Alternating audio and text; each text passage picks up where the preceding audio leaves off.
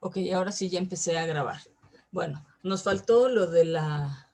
Importante, nos faltó el aporte nutrimental. Este está dado con respecto a la absorción, digestión y absorción de los carbohidratos.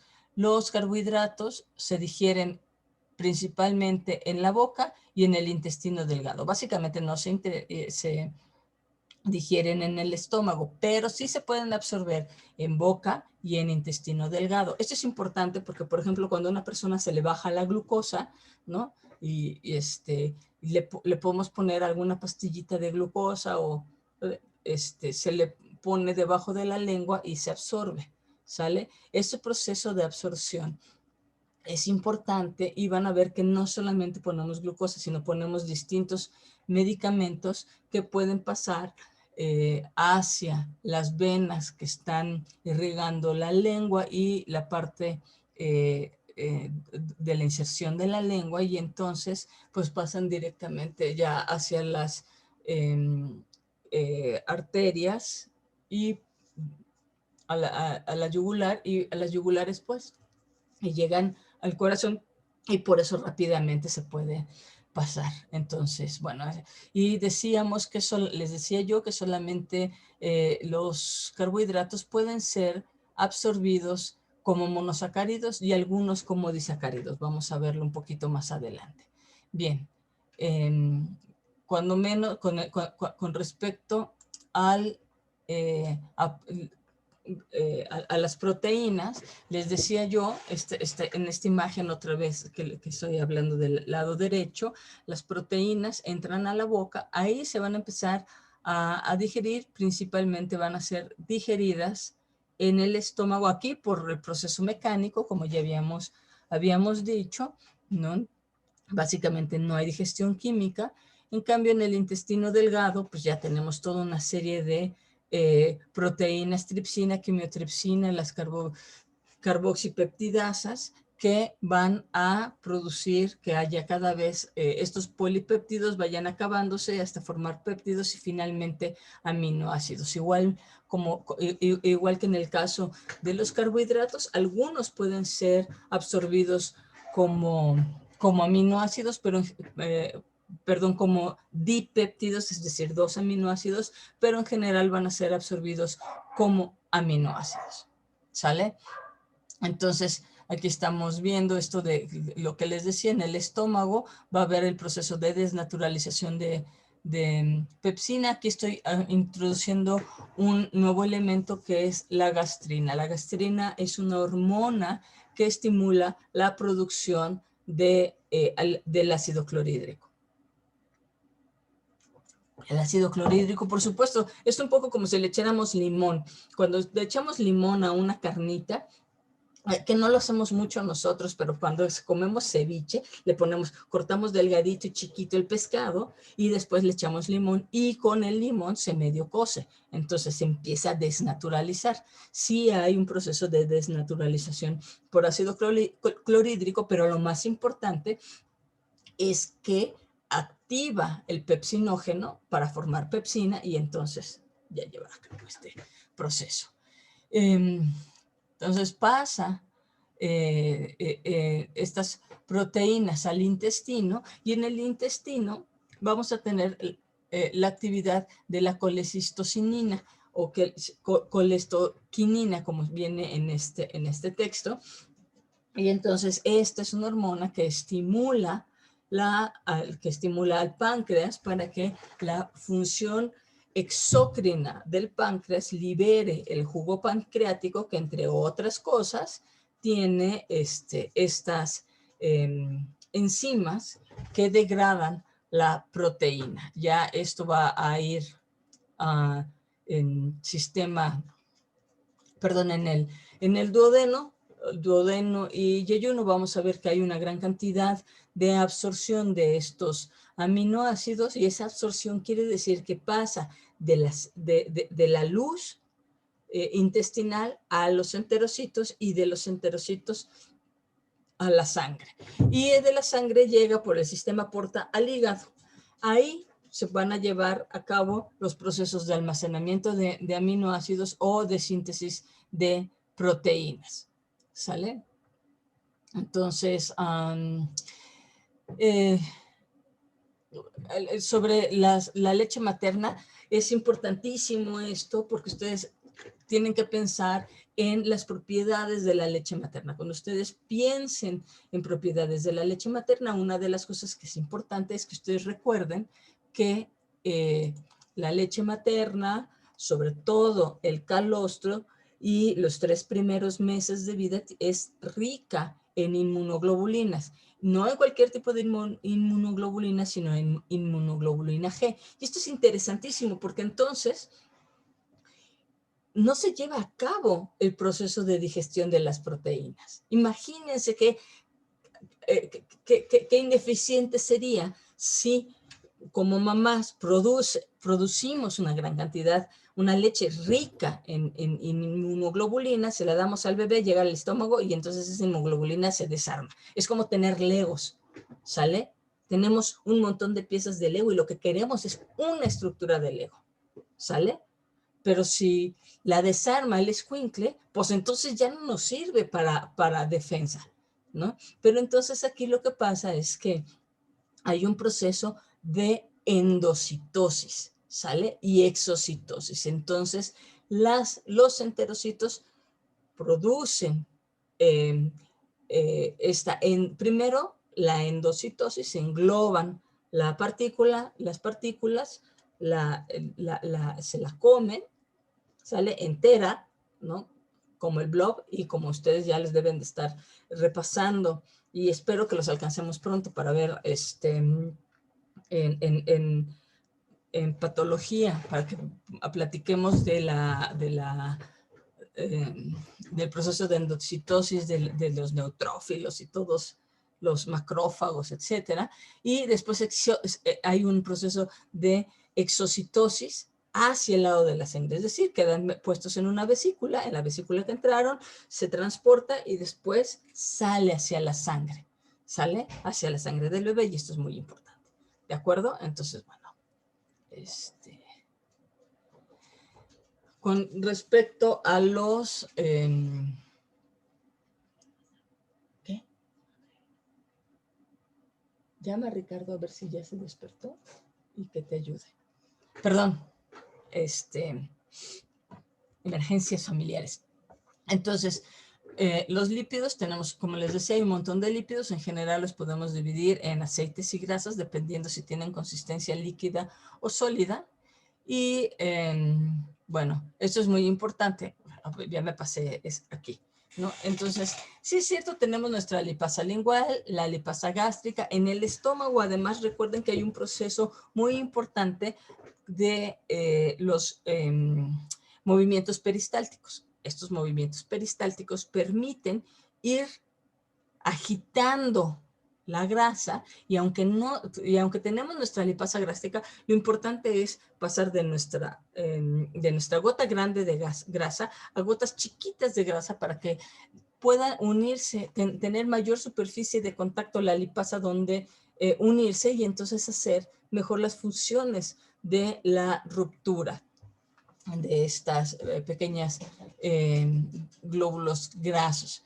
Después, pues tenemos toda la colecistocinina, estimula para que haya no solamente la liberación de lo que les decía del jugo pancreático, sino también la liberación de la bilis. Recuerden que la bilis es almacenada en la vesícula biliar y la bilis es producida en hígado, ¿sale?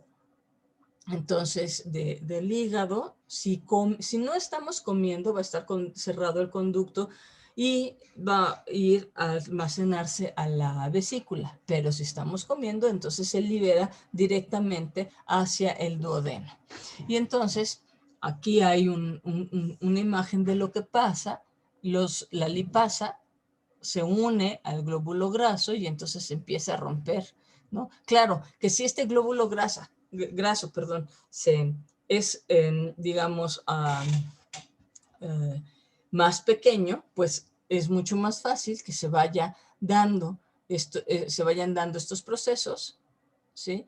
Y estos procesos que se llaman de emulsión, que es la formación cada vez más, cada vez más pequeña de la formación de gotas de grasa cada vez más pequeños, perdón, y además se les van a unir las sales biliares y la lecitina. Las sales biliares, como vieron en una de las imágenes que les puse, pues se unen, ¿no? Y permiten entonces el paso.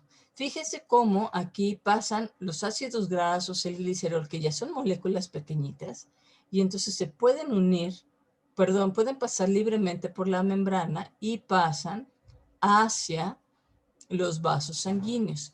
Pero las otras, los triglicéridos, monoacilglicéridos y el colesterol, que ya son moléculas más grandes, ¿sí? Van a pasar al retículo endoplásmico, ahí van a formarse vesículas transportadoras y de ahí al aparato de Golgi para darle una nueva, un nuevo proceso de transformación, y no van a ser absorbidas, no van a pasar hacia el vaso sanguíneo, sino al quilífero.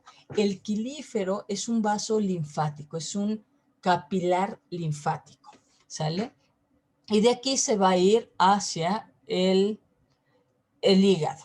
Y en el hígado vamos a ver toda una serie de transformaciones. Aquí les estoy poniendo las vitaminas y los minerales, que son como de los más importantes. Y entonces, bueno, recuerden que tenemos hidrosolubles y liposolubles, vitaminas, ¿sale? Como todo tenemos hidrosolubles y liposolubles. ¿Qué cosas deben de considerar ustedes con respecto a esto? Que todo lo que es hidrosoluble, si nosotros consumimos grandes cantidades de esto, más de las que necesita nuestro cuerpo, pues van a producir una orina rica en complejos hidrosolubles, perdón, rica en vitaminas hidrosolubles, ¿sale? Por eso, desde mi perspectiva, no es lo más correcto tomar vitaminas en chocho, ¿no? Porque además, pues, ustedes ya deben de haber visto cómo es mejor el proceso de absorción cuando van acompañada, por ejemplo, de algunos de estos minerales, ¿no? En cambio, las liposolubles se pueden almacenar.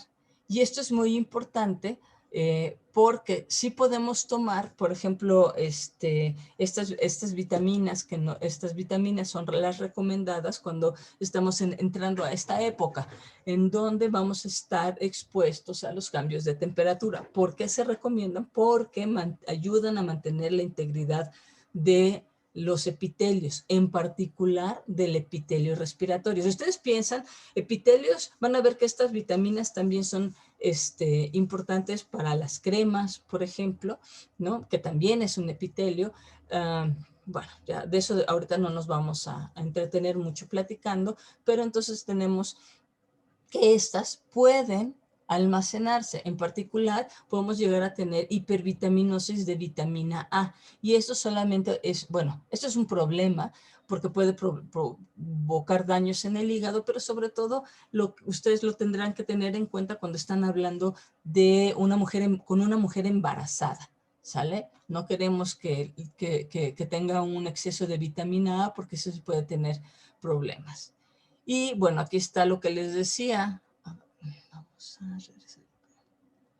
Entonces aquí vemos las sales biliares, el estómago, cómo hace el proceso del chaca-chaca, hace las gotitas más pequeñas, va a las lipasas, va a estar rompiendo, pegando, hay una hidrólisis muy pequeñita, después llegamos al intestino delgado y ahí es donde tanto las sales biliares como el jugo pancreático juegan un papel muy importante. Y aquí vemos justamente cómo se lleva a cabo el proceso de la formación de las micelas, ¿no? Estas micelas son la unión de la formación de cuerpos con las sales biliares de los lípidos y los ácidos grasos, ¿no? Entonces los ácidos grasos vemos cómo pueden tener esta formación y esto es importante porque permite ya la absorción. ¿Sale? Déjenme ver, sí nos queda tiempo. Entonces vean lo que les decía hace un rato. Entran, se van desarmando, entran desarmados y después se van, ¿qué hice? Aquí.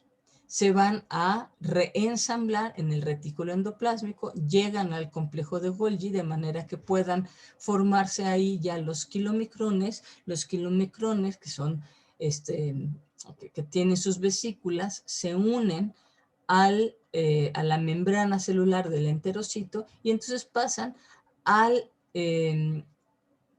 espacio intercelular. Recuerden que aquí los enterocitos tienen en la parte superior, yo les decía, se forma un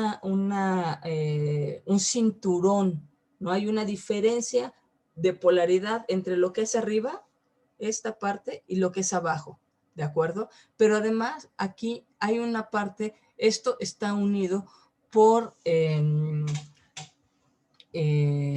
desmosomas, está unido por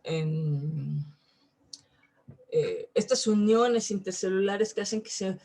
imagínense que aquí hay gran presión. Cuando acabamos de comer, ¿no? Pues se tiene que distender, y de hecho es una de las cosas que nos dice, ya te llenaste, la distensión de los intestinos. ¿Sale? Ahí.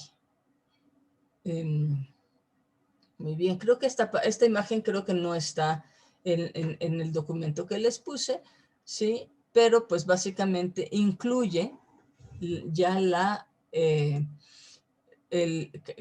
capacidad, incluye que llegan y se almacenan en el tejido adiposo. Una cosa que es muy importante, que debemos de entender todos, en particular ustedes, pero eso digo, ustedes como nutriólogos, pero también las demás personas que no somos nutriólogos, es que todo lo extra que comemos va a pasar al hígado y va a ser transformado como triglicéridos.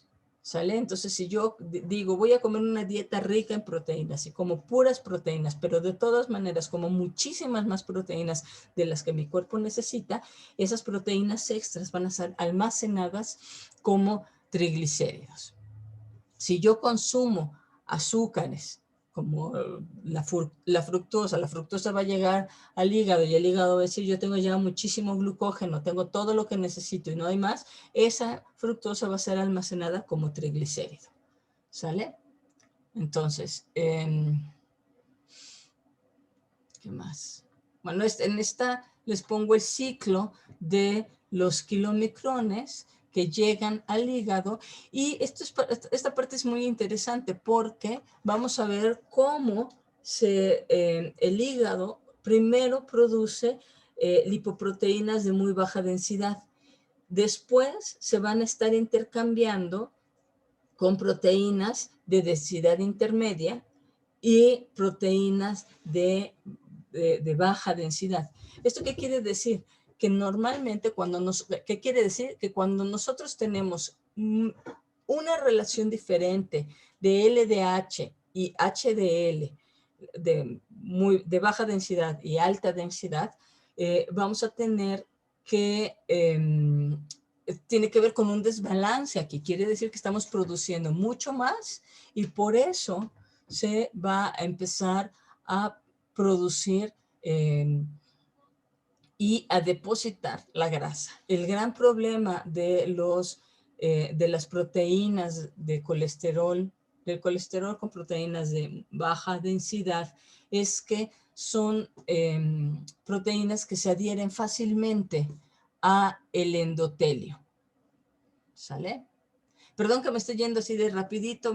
Si verán, esta imagen ya la platicamos. Básicamente lo que tendrían que ustedes que agregar aquí es cómo se van rompiendo los distintos los distintos carbohidratos para formar los monosacáridos, ¿sale? Y que sobre todo en el caso de la glucosa se necesita el cotransporte de sodio y de proteínas. Bueno, esta creo que también se las puse, este es como el resumen. Este es el resumen, aquí tenemos digamos, la parte del el lumen intestinal. Esto representa los enterocitos. Aquí tenemos el vaso sanguíneo y aquí tenemos el vaso capilar de linfa, ¿sale? El vaso lacteal, y vemos los procesos. Hay unos procesos que tienen que ver con difusión facilitada, por ejemplo, la fructuosa, transporte activo secundario a sodio, ¿no? Glucosa y galactosa. Todos los aminoácidos pasan por transporte activo secundario ya sea sodio o a hidrógeno, y los ácidos grasos pueden pasar por difusión simple si son de cadena corta, si son chiquitos, que era lo que les decía hace rato, o entra por difusión simple también, pero van a producir, van a salir en forma de kilomicrones. Y todo lo que es lípido va a ser transportado por linfa. El colesterol y eso puede ser transportadas porque hay moléculas transportadoras. Muy bien, chicos. Nos vamos a Classroom y les agradezco mucho para poder atender dudas, ¿sale? Porque se nos acaba nuestro tiempo. Sí, profesora. Muy bien.